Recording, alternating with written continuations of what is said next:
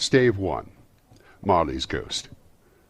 Marley was dead to begin with. There's no doubt whatsoever about that. The register of his burial was signed by the clergyman, the clerk, the undertaker, and the chief mourner. Scrooge signed it, and Scrooge's name was good upon change for anything he chose to put his hand to. Old Marley was as dead as a doornail. Mind, I don't mean to say that I know of my own knowledge what there is particularly dead about a doornail. I might have been inclined myself to regard a coffin-nail as the deadest piece of ironmongery in the trade, but the wisdom of our ancestors is in the simile, and my unhallowed hand shall not disturb it, or the country is done for. You will therefore permit me to repeat emphatically that Marley was as dead as a doornail. Scrooge knew he was dead? Of course he did. How could it be otherwise? Scrooge and he were partners for I don't know how many years. Scrooge was his sole executor, his sole administrator, his sole assign, his sole residuary legatee, his sole friend and sole mourner. And even Scrooge was not so dreadfully cut up by the sad event, but that he was an excellent man of business in the very day of the funeral, and solemnized it with an undoubted bargain. The mention of Marley's funeral brings me back to the point I started from. There is no doubt that Marley was dead. This should be distinctly understood, or nothing wonderful can come of the story I am going to relate. If we were not perfectly convinced that Hamlet's father died before the play began, there would be nothing more remarkable in his taking a stroll at night, in an easterly wind, upon his own ramparts, than there would be of any other middle-aged gentleman rashly turning out after dark in a breezy spot, say St. Paul's churchyard, for instance, literally to astonish his son's weak mind. Scrooge never painted out old Marley's name. There it stood, years afterwards, above the warehouse door, Scrooge and Marley.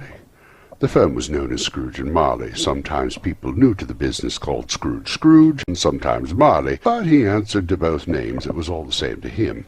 Oh, but he was a tight-fisted hand at the grindstone, Scrooge, a squeezing, wrenching, grasping, scraping, clutching, covetous old sinner, hard and sharp as flint, from which no steel ever struck out generous fire, secret and self-contained and solitary as an oyster.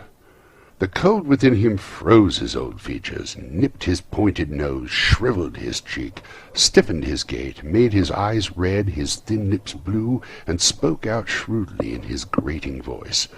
A frosty rime was on his head and on his eyebrows and his wiry chin. He carried his own low temperature always about with him. He iced his office in the dog days, and didn't thaw it 1 degree at Christmas. External heat and cold had little influence on Scrooge. No warmth could warm, no wintry weather chill him. No wind that blew was bitterer than he, no falling snow was more intent upon its purpose, no pelting rain less open to entreaty. Foul weather did nowhere to have him. The heaviest rain and snow and hail and sleet could boast one advantage over him in only one respect.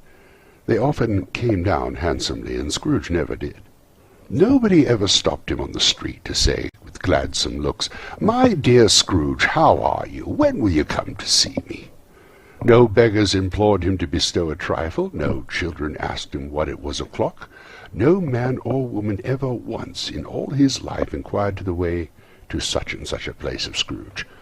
Even the blind men's dogs appeared to know him, and when they saw him coming on, would tug their owners into hallways and up courts, and then would wag their tails as though they said, "No eye at all is better than an evil-eyed dog, master." But what did Scrooge care? It was the very thing he liked.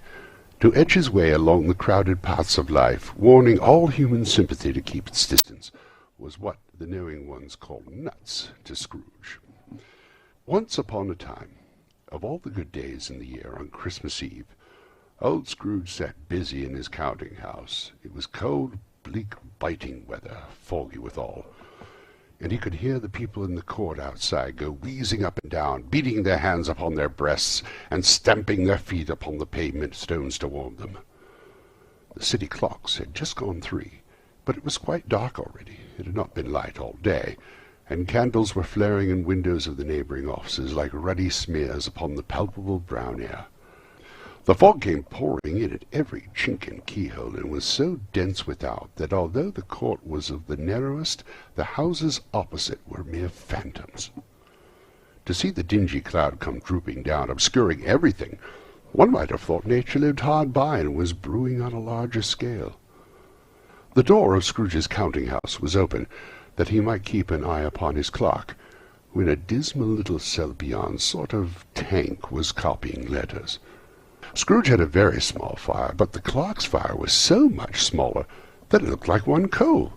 But he couldn't replenish it, for Scrooge kept the coal-box in his own room, and so surely as the clerk came in with the shovel, the master predicted that it would be necessary for them to part. Wherefore the clerk put on his white comforter and tried to warm himself at the candle, in which effort, not being a man of strong imagination, he failed. "A Merry Christmas, Uncle! God save you!" cried a cheerful voice. It was the voice of Scrooge's nephew, who had come upon him so quickly that this was the first intimation he had of his approach. "Bah!" said Scrooge. "Humbug!" He had so heated himself with rapid walking in the fog and frost, this nephew of Scrooge's, that he was all in a glow. His face was ruddy and handsome, his eyes sparkled, and his breath smoked again. "Christmas a humbug, Uncle?" said Scrooge's nephew. "You don't mean that, I'm sure." "I do," said Scrooge. "Merry Christmas! What right have you to be merry? What reason have you to be merry? You're poor enough." "Come, then," returned the nephew gaily, "what right have you to be dismal? What reason have you to be morose? You're rich enough." Scrooge, having no better answer ready at the spur of the moment, said "Bah!" again, and followed it up with "Humbug!" "Don't be cross, Uncle," said the nephew. "What else can I be," returned the uncle, "when I live in such a world of fools as this? Merry Christmas! Out upon Merry Christmas! What's Christmas time to you but a time for paying bills without money, a time for finding yourself a year older but not an hour richer, time for balancing your books and having every item in 'em through a round dozen a month presented dead against you? If I could work my will," said Scrooge indignantly, "every idiot who goes about with Merry Christmas on his lips should be boiled in his own pudding and buried with a stake of holly through his heart, he should." "Uncle!" pleaded the nephew. "Nephew!" returned the uncle sternly. "Keep Christmas in your own way, and let me keep it in mine." "Keep it?" repeated Scrooge's nephew. "But you don't keep it." "Let me leave it alone, then," said Scrooge. "Much good it may do you, much good it has ever done you." "There are many things from which I have derived good, by which I have not profited, I dare say," returned the nephew, "Christmas among the rest.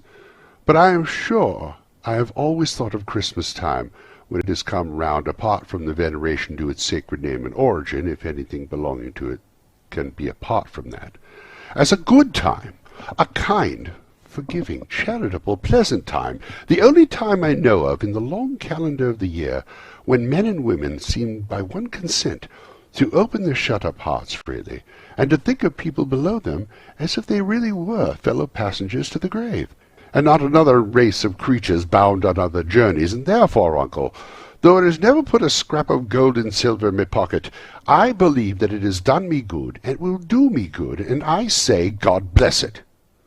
The clerk in the tank involuntarily applauded. Becoming immediately sensible of the impropriety, he poked the fire, and extinguished the last frail spark forever. "Let me hear another sound out of you," said Scrooge, "and you'll keep your Christmas by losing your situation." "You're quite a powerful speaker, sir," he said, turning to his nephew.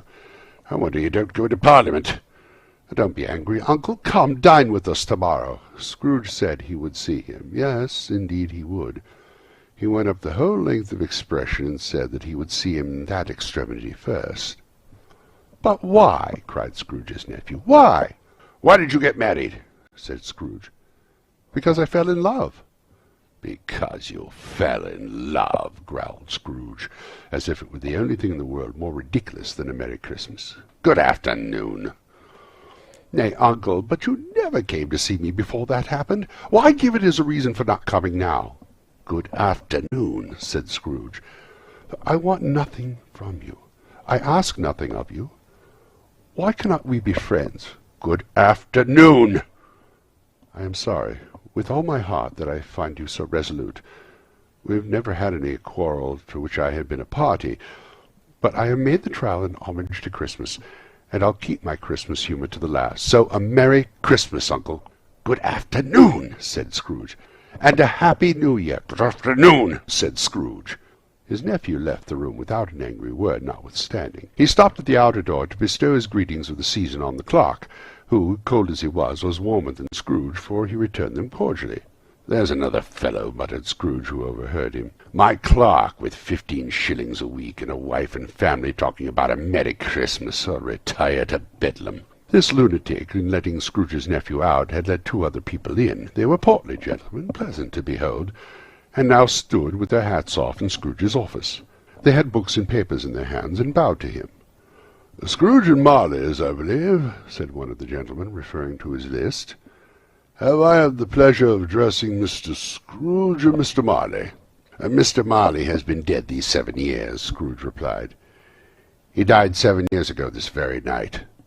"Well, we have no doubt his liberality is well represented by his surviving partner," said the gentleman, presenting his credentials. It certainly was, for they had been 2 kindred spirits. At the ominous word liberality, Scrooge frowned and shook his head and handed the credentials back. "At this festive season of the year, Mr. Scrooge," said this gentleman, taking up a pen, "it is more than usually desirable that we should make some slight provision for the poor and destitute, who suffer greatly at this present time. Many thousands are in want of common necessaries. Hundreds of thousands are in want of common comfort, sir." "Are there no prisons?" said Scrooge. "Plenty of prisons," said the gentleman, laying down his pen again. "And the Union workhouses?" demanded Scrooge. "Are they still in operation?" "They are still," returned the gentleman. "I wish I could say they were not." "The treadmill and the poor law are in full vigour, then?" said Scrooge. "Both very busy, sir."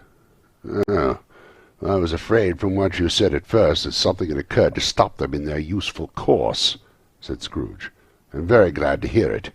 "Under the impression that they scarcely furnish Christian cheer of mind and body to the multitude," returned the gentleman. "A few of us are endeavouring to raise a fund, to buy the poor some meat and drink and means of warmth. We choose this time because it is a time of all others when want is keenly felt, and abundance rejoices. What shall I put you down for?" "Nothing," Scrooge replied. "You wish to be anonymous?" "I wish to be left alone," said Scrooge. "Since you ask me what I wish, gentlemen, that is my answer. I don't make merry myself at Christmas, and I can't afford to make idle people merry. I help to support the establishments I have mentioned. They cost enough, and those who are badly off must go there." "Many can't go there, and many would rather die." "If they would rather die," said Scrooge, "they'd better do it and decrease the surplus population. Besides—" "Excuse me, I don't know that, but you might know it," observed the gentleman. "It's not my business," Scrooge returned. "It's enough for a man to understand his own business and not to interfere with other people's. Mine occupies me constantly. Good afternoon, gentlemen." Seeing clearly that this would be useless to pursue the point, the gentleman withdrew. Scrooge resumed his labours with an improved opinion of himself, and in a more facetious temper than usual with him. Meanwhile the fog and darkness thickened so that people ran about with flaring links, proffering their services to go before horses and carriages and conduct them on their way. The ancient tower of the church, whose gruff old bell was always peeping slyly down at Scrooge out of a Gothic window in the wall, became invisible and struck the hours and quarters in the clouds, with tremendous vibrations afterwards, as if its teeth were chattering in its frozen head up there. The cold became intense. In the main street, at the corner of the court, some labourers were repairing the gas pipes, and had lighted a great fire in a brazier, round which a party of ragged men and boys were gathered, warming their hands and winking their eyes before the blaze in rapture. The water-plug, being left in solitude, its overflowings sullenly congealed and turned to misanthropic ice. The brightness of the shops, where holly sprigs and berries crackled in the lamp heat of the windows, made pale faces ruddy as they passed. Poulterers' and grocers' trades became a splendid joke, a glorious pageant, in which it was next to impossible to believe that such dull principles as bargain and sale had anything to do. The Lord Mayor, in the stronghold of the mighty mansion house, gave orders to his 50 cooks and butlers to keep Christmas as a Lord Mayor's household should, and even the little tailor, whom he had fined 5 shillings on the previous Monday for being drunk and bloodthirsty in the streets, stirred up tomorrow's pudding in his garret, while his lean wife and the babies sailed out to buy the beef. Foggier yet and colder, piercing, searching, biting cold, If the good St. Dunstan had but nipped the evil spirit's nose with a touch of such weather as that, instead of using his familiar weapons, then indeed he would have roared to lusty purpose. The owner of one scant young nose, gnawed and mumbled by the hungry cold as bones are gnawed by dogs, stooped down at Scrooge's keyhole to regale him with a Christmas carol. But at the first sound of "God bless you, merry gentlemen, may nothing you dismay," Scrooge seized the ruler with such energy of action that the singer fled in terror, leaving the keyhole to the fog and even more congenial frost. At length the hour of shutting up the counting-house arrived. With an ill will, Scrooge dismounted from his stool and tacitly admitted the fact to the expectant clerk in the tank, who instantly snuffed his candle out and put on his hat. "You want all day tomorrow, I suppose," said Scrooge. "If it's quite convenient, sir." "It's not convenient," said Scrooge, "and it's not fair. If I were to stop half a crown for it, you'd think yourself ill-used, I'll be bound." The clerk smiled faintly. "And yet," said Scrooge, "you don't think me ill-used when I pay a day's wages for no work." The clerk observed that it was only once a year. "A poor excuse for picking a man's pocket every 25th of December," said Scrooge, buttoning his greatcoat to his chin. "But I suppose you must have the whole day. We'll be here all the earlier the next morning." The clerk promised that he would, and Scrooge walked out with a growl. The office was closed in a twinkling, and the clerk, with the long ends of his white comforter dangling below his waist, for he boasted no greatcoat, went down a slide on Cornhill, at the end of the Lane of Boys, 20 times, in honour of its being Christmas Eve, and then ran home to Camden Town as hard as he could pelt to play at Blindman's Bluff. Scrooge took his melancholy dinner at his usual melancholy tavern, and having read all the papers, and beguiled the rest of the evening with his banker's book, went home to bed.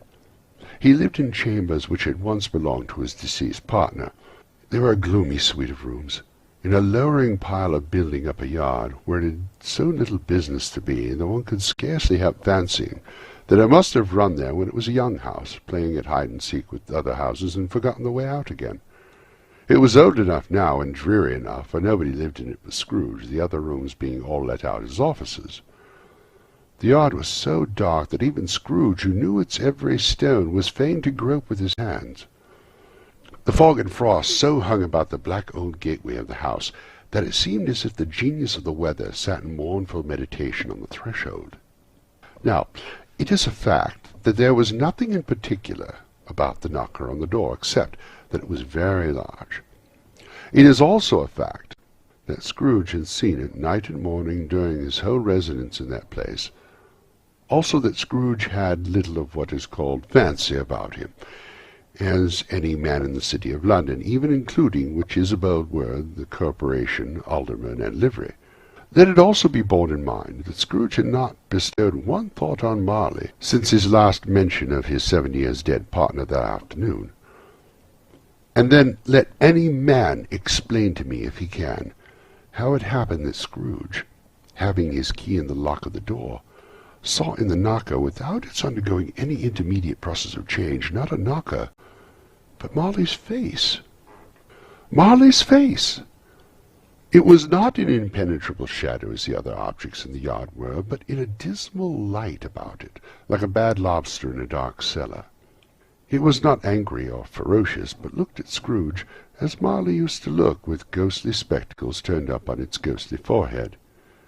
The hair was curiously stirred, as if by breath of hot air, and though the eyes were wide open, they were perfectly motionless. That and its livid colour made it horrible, but his horror seemed to be in spite of the face and beyond its control, rather than a part of his own expression. As Scrooge looked fixedly at this phenomenon, it was a knocker again. To say that he was not startled, or that his blood was not conscious of a terrible sensation to which it had been a stranger from infancy, would be untrue. But he put his hand upon the key he had relinquished, turned it sturdily, walked in, and lighted his candle. He did pause, with a moment's irresolution, before the shut door, and he did look cautiously behind it first, as if half expected to be terrified with the sight of Marley's pigtails sticking out into the hall. But there was nothing in the back of the door except the screws and nuts that held the knocker on, so he said "Pooh-pooh," and closed it with a bang. The sound resounded through the house like thunder. Every room above, and every cask in the wine merchant's cellars below, appeared to have a separate peal of echoes of its own. Scrooge was not a man to be frightened by echoes. He fastened the door and walked across the hall and up the stairs, slowly too, trimming the candle as he went. You may talk vaguely about driving a coach and six up a good old flight of stairs, or through a bad young Act of Parliament, but I mean to say that you might have got a hearse up that staircase and taken it broadwise, with the splinter bar toward the wall and the door towards the balustrades, and done it easy. There was plenty of width for that, and room to spare, which is perhaps the reason why Scrooge thought he saw a locomotive hearse going on before him in the gloom. Half a dozen gas lamps out in the street wouldn't have lighted the entry too well, so you may suppose that it was pretty dark with Scrooge's dip. Up Scrooge went, not caring a button for that. Darkness is cheap, and Scrooge liked it. But before he shut his heavy door, he walked through his rooms to see that all was right. He had just enough recollection of the face to desire to do that. Sitting room, bedroom, lumber room, all as it should be. Nobody under the table, nobody under the sofa.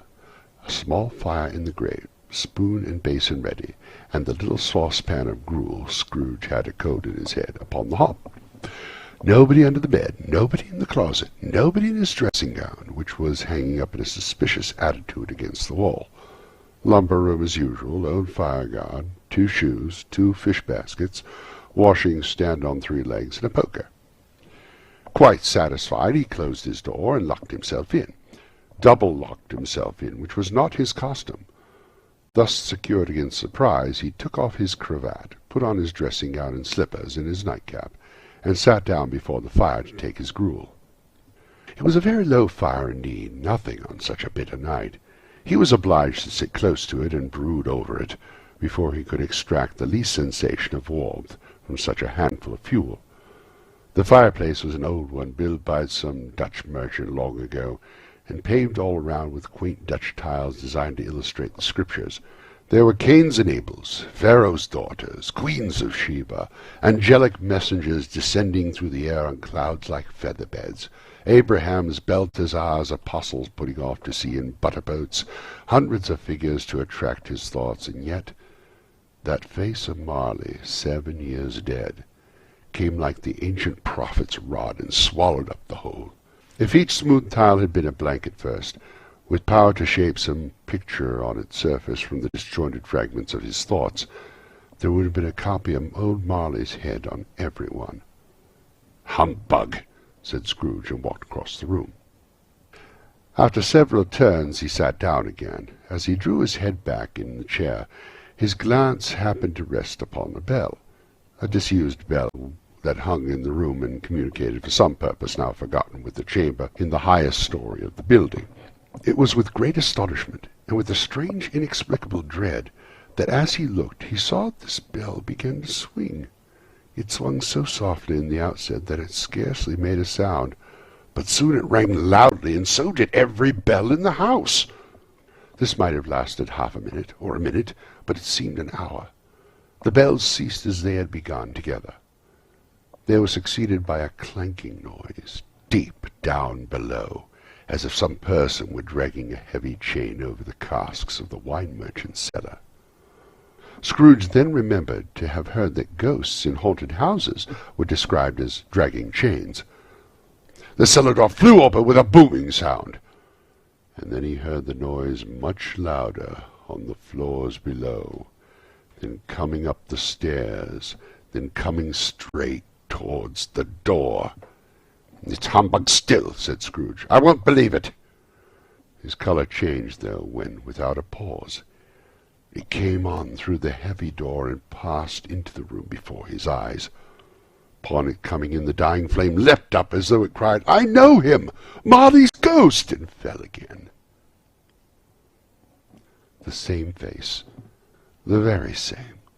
Marley in his pigtail, usual waistcoat, tights, and boots, the tassels on the latter bristling like his pigtail, and his coat skirts and the hair upon his head. The chain he drew was clasped about the middle. It was long and wound about him like a tail, and it was made, for Scrooge observed it closely, of cash-boxes, keys, padlocks, ledgers, deeds, and heavy purses wrought in steel.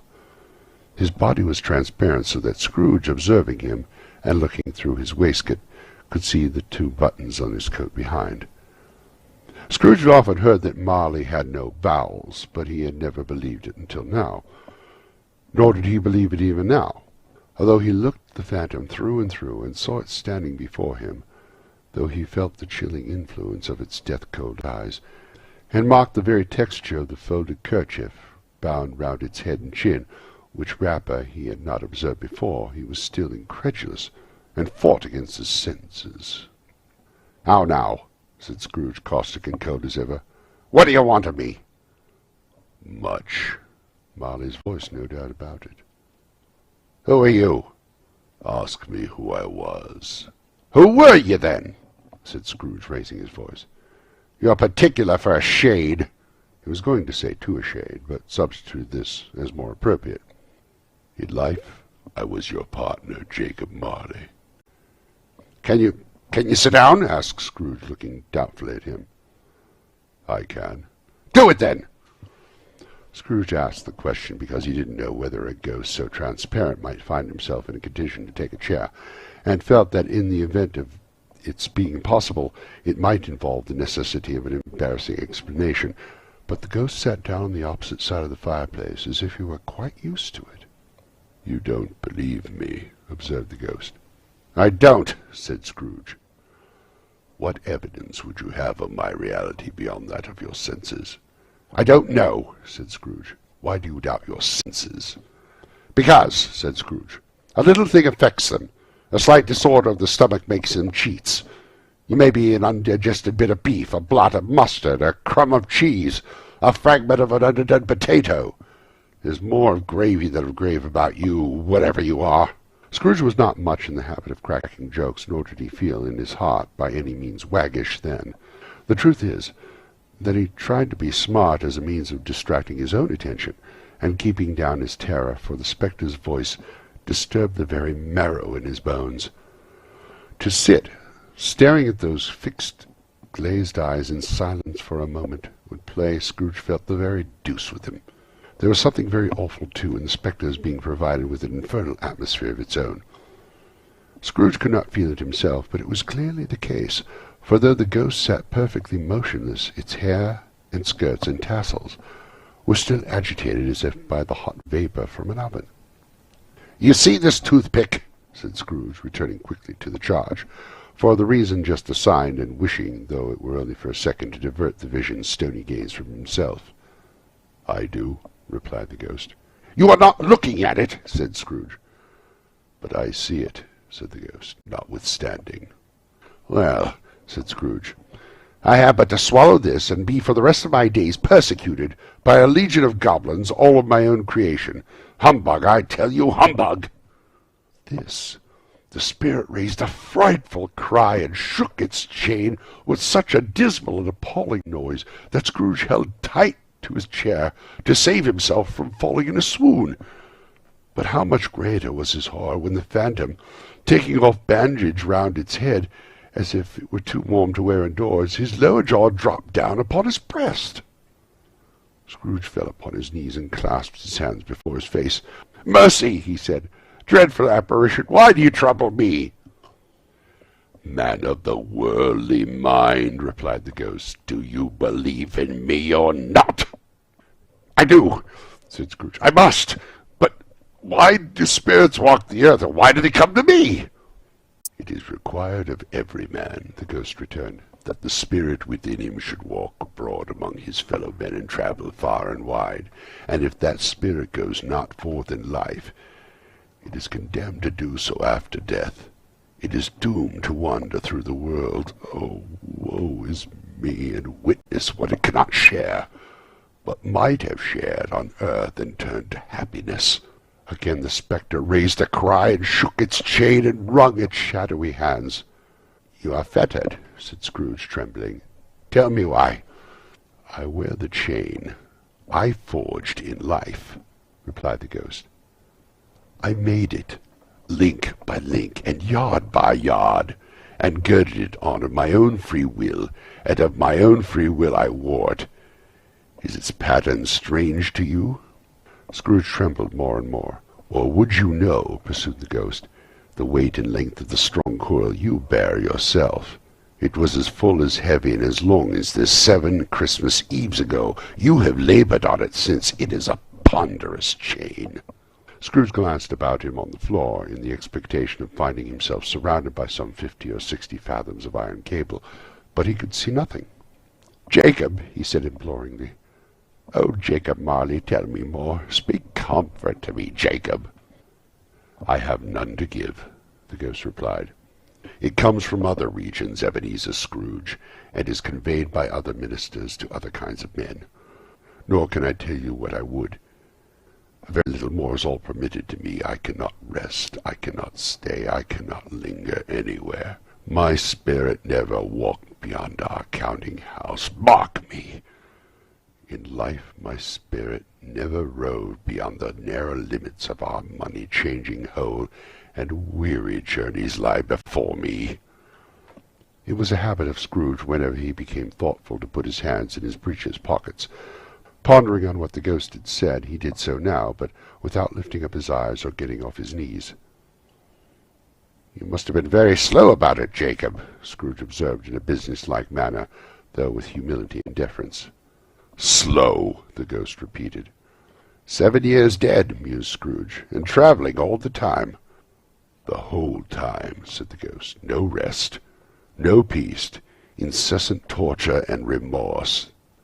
"You travel fast?" said Scrooge. "On the wings of the wind," replied the ghost. "You might have got over a great quantity of ground in 7 years," said Scrooge. The ghost, on hearing this, set up another cry, and clanked its chain so hideously in the dead silence of the night that the ward would have been justified in indicting it for a nuisance. "O captive bound in double iron," cried the phantom, "not to know the ages of incessant labour by immortal creatures, for this earth must pass into eternity before the good of which it is susceptible is all developed. Not to know that any Christian spirit walking kindly in its little sphere, whatever it may be, will find its mortal life too short for its vast means of usefulness. Not to know that no space of regret can make amends for one's life's opportunity misused. Yet such was I, oh, such was I!"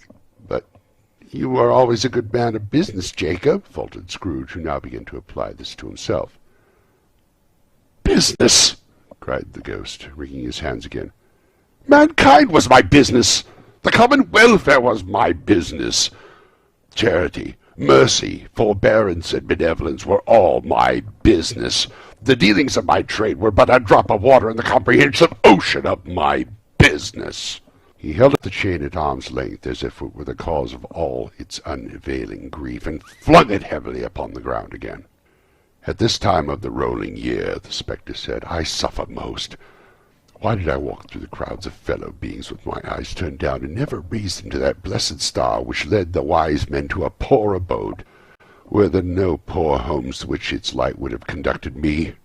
Scrooge was very much dismayed to hear the spectre going on at this rate, and began to quake exceedingly. "Hear me," said the ghost. "My time is nearly gone." "I will," said Scrooge. "But don't be hard upon me. Don't be flowery, Jacob, pray. How is it that I appear before you in a shape that you can see I may not tell? I have sat invisible beside you many and many a day." This was not an agreeable idea. Scrooge shivered and wiped the perspiration from his brow. "That is no light part in my penance," pursued the ghost.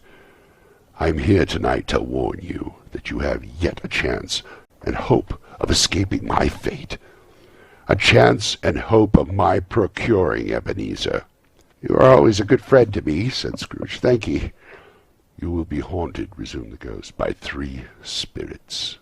Scrooge's countenance fell almost as low as the ghost's had done. "Is that the chance and hope you mentioned, Jacob?" he demanded in a faltering voice. "It is." I think I'd rather not," said Scrooge. "Without their visits," said the ghost, "you cannot hope to shun the path I tread. Expect the first tomorrow when the bell tolls 1. "Couldn't I take 'em all at once and have it over, Jacob?" hinted Scrooge. Expect the second on the next night at the same hour, the third upon the next night when the last stroke of 12 has ceased to vibrate. Look to see me no more, and look that, for your own sake, you remember what has passed between us." And when he said these words, the spectre took its wrapper from the table and bound it around its head as before. Scrooge knew this by the smart sound its teeth made when the jaws were brought together by the bandage. He ventured to raise his eyes again, and found his supernatural visitor confronting him in an erect attitude, with its chain wound over and about its arm. The apparition walked backward from him, and with every step it took, the window raised itself a little, so that when the spectre reached it, it was wide open. It beckoned Scrooge to approach, which he did. When they were within 2 paces of each other, Marley's ghost held up its hand, warning him to come no nearer. Scrooge stopped, not so much in obedience as in surprise and fear, for on the raising of the hand he became sensible of confused noises in the air, incoherent sounds of lamentation and regret, wailings inexpressibly sorrowful and self-accusatory. The spectre, after listening for a moment, joined in the mournful dirge, and floated out upon the bleak, dark night. Scrooge followed to the window, desperate in his curiosity. He looked out. The air was filled with phantoms wandering hither and thither in restless haste, and moaning as they went. Every one of them wore chains like Marley's ghost. Some few, they might be guilty governments, were linked together. None were free. Many had been personally known to Scrooge in their lives. He had been quite familiar with one old ghost in a white waistcoat, with a monstrous iron safe attached to its ankle, who cried piteously at being unable to assist a wretched woman with an infant, who would sob below upon a doorstep. The misery within them all was clearly that they sought to interfere, for good, in human matters, and had lost the power forever. Whether these creatures faded into mist, or mist enshrouded them, he could not tell, but they and their spirit voices faded together, and the night became as it had been when he walked home. Scrooge closed the window, and examined the door by which the ghost had entered. It was double-locked, as he had locked it with his own hands, and the bolts were undisturbed.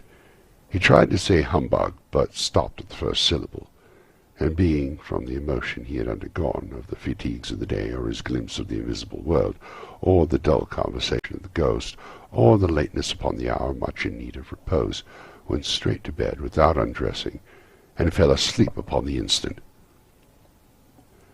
The end of Stave 1 of The Christmas Carol by Charles Dickens.